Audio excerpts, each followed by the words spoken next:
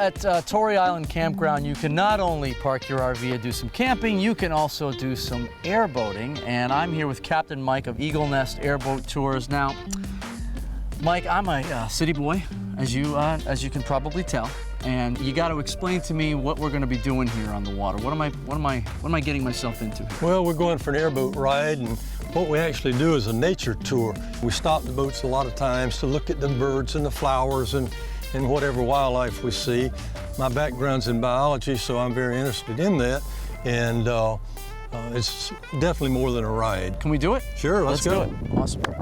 I'm not going to hear a word you say.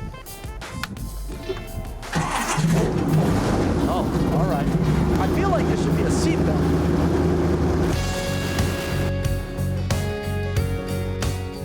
The alligators, this is a good place for them to be, and normally this little earthen levee here would be dry, but it's underwater now, but there's still plenty of gators in here. It's just a question of seeing them. So they're here. They're here. They're under the water. There. Whose house is this? Let me tell you. Is this your place? No. This was built by the local airboat club, and there's been a tree house here for many years. The original tree house was in a big banyan tree that blew down in a hurricane many years ago, and this one was rebuilt in 10, 12 years now. And this is where a place I've painted quite a bit. I came out yesterday and started painting. How far did you get in the tree, did you? I've got it here with me, but want to see it? Yeah, I do. Well, that's fantastic. it's less than great, but it'd be all right. Oh, well, compared to what I could do, it's very good. I'm still drawing stick figures in boxes. You're a regular Monet there. Wow. The flowers during the spring and summer months are a big part of this tour. Sure. Not many flowers bloom in the fall and winter, but this is one that blooms starting in November. It's a wild marigold called a burr marigold, and the seeds germinated on this vegetation here, which is a floating vine, and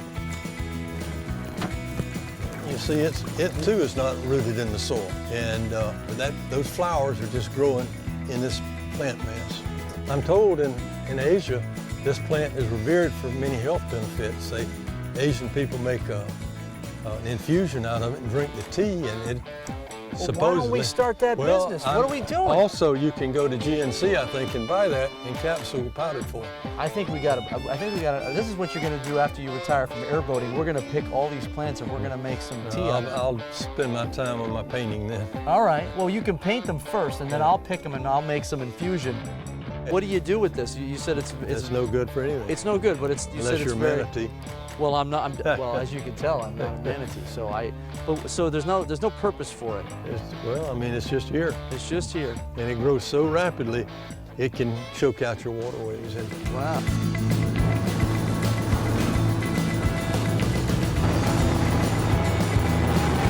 This is a water lily pond, fragrant white water lilies, and there are very few of them right now. Here we go. So look at that, comes right out of the water. Now what? The stem goes all the way down to the roots, and the stem itself is very tubular, very porous, as most of these water plants are. You could actually drink a soda through it or snorkel with it. Can I? Is it closed? They have a very, very fragrant smell. They have a lemony smell.